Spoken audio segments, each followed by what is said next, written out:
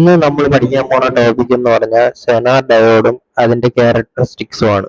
Zener diode എന്ന് പറഞ്ഞാൽ സാധാ പി എൻ ജംഗ്ഷൻ ഡയോഡ് പോലെ തന്നെ ഇരിക്കുന്ന ഒരു ഡയോഡാണ്. അപ്പൊ സെനാർ ഡയോഡിനെ തിരിച്ചറിയാൻ വേണ്ടിയിട്ട് അതിനെ നമ്മൾ അതിന്റെ ആ സിമ്പലിൽ നമ്മൾ കുറച്ച് മാറ്റം വരുത്തിയിട്ടുണ്ട്. അപ്പൊ സെനാർ സാധാ പി എൻ ജംഗ്ഷൻ ഡയോഡ് വരച്ചിട്ട് അതിന്റെ മുകളിൽ ഇങ്ങനെ ഒരു ഇസഡ് പോലത്തെ ഒരു സാധനം, അതിനെയാണ് സെനാർ ഡയോഡ്. ഇതാണ് ഈ കാണുന്നതാണ് സെനാർ ഡയോഡിന്റെ റെപ്രസെന്റേഷൻ.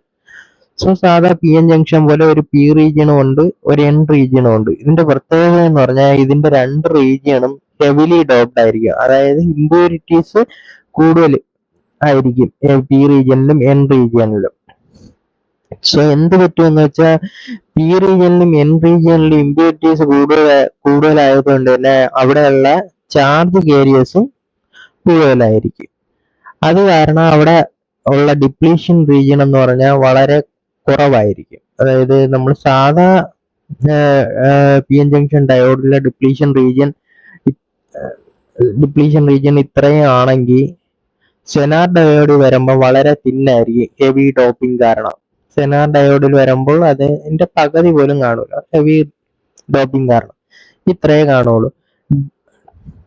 സോ ഈ ചെറിയ ഡിപ്ലീഷൻ റീജിയൻ കാരണം കൊണ്ട് എന്ത് പറ്റുമെന്ന് വെച്ചാൽ ഒരു ചെറിയ റിവേഴ്സ് വോൾട്ടേജ് തന്നെ ബ്രേക്ക് ഡൗൺ സംഭവിക്കും. അതായത് നമ്മൾ ഫോർവേഡ് ക്യാരക്ടറിസ്റ്റിക്സ് സാധാ പി എൻ ജംഗ്ഷന്റെ ഫോർവേഡ് ക്യാരക്ടറിസ്റ്റിക്സും പഠിച്ചിട്ടുണ്ട്.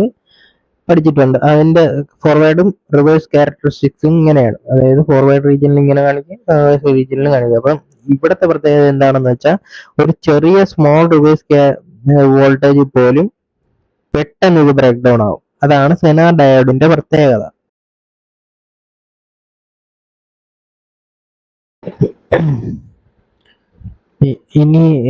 ഇനി പറയാൻ പോണത് സെനാർ ഡയോഡിന്റെ വർക്കിംഗ് ആണ്. എങ്ങനെയാണ് സെനാർ ഡയോഡ് വർക്ക് ആവുന്നത്. സോ നമ്മൾ നേരത്തെ പറഞ്ഞ പോലെ ഈ സെനാർ ഡയോഡ് എന്ന് പറഞ്ഞാൽ ഹെവിലി ഡോപ്ഡ് ഡയോഡാണ്. സോ അതുകൊണ്ട് തന്നെ ഇതിന്റെ ഡിപ്ലീഷൻ റീജിയൻ എന്ന് പറയുന്നത് വളരെ ചെറുതാണ്. ഡിപ്ലീഷൻ റീജിയൻ വളരെ ചെറുതാണ്. ഇത് പി റീജിയൻ, ഇത് എൻ റീജിയൻ. അതിന്റെ ഡിപ്ലീഷൻ എന്ന് പറഞ്ഞാൽ വളരെ റീജിയനാണ്.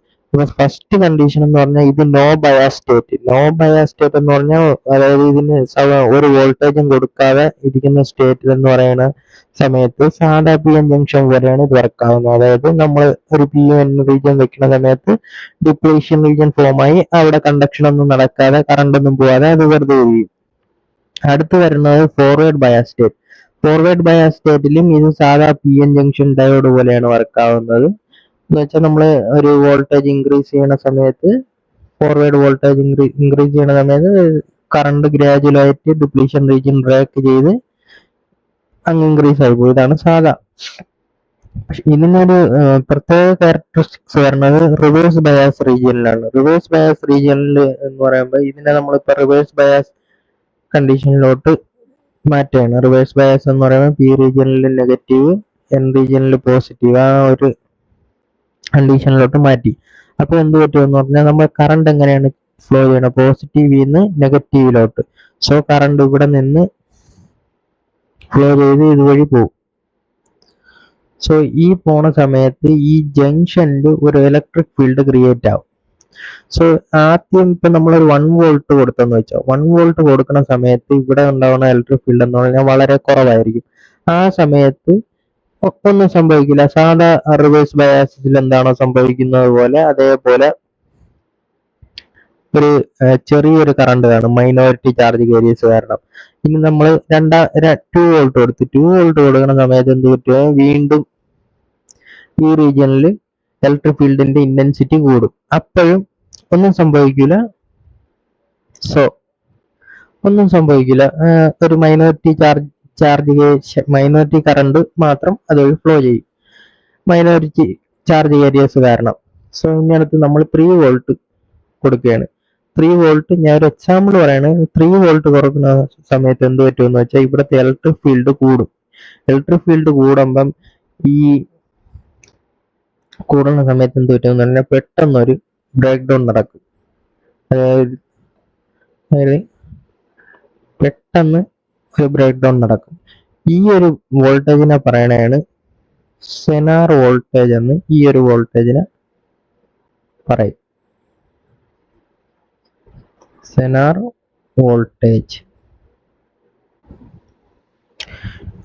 ഇനി ഈ സെനാർ വോൾട്ടേജ് ഉണ്ടാകാൻ കാരണം എന്ന് പറഞ്ഞാൽ ഇവിടുത്തെ ഇലക്ട്രിക് ഫീൽഡ് കൂടുകയില്ലേ.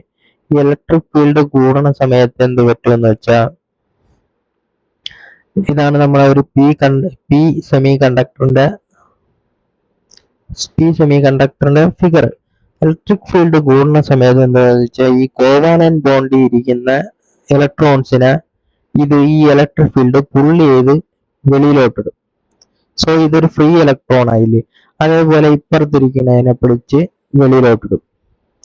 സോ പുള്ളി ചെയ്ത് വെളിയിലോട്ടിടും. സോ പുള്ളി ചെയ്ത് വെളിയിലിടും. അപ്പൊ അവിടെ എന്ന് പറഞ്ഞാൽ ചാർജ് ഏരിയസിന്റെ എണ്ണം കൂടുകയാണ്. ചാർജ് ഏരിയസിന്റെ എണ്ണം കൂടിക്കഴിഞ്ഞാൽ എന്ത് പറ്റും? കറണ്ട് ഫ്ലോ നടക്കും.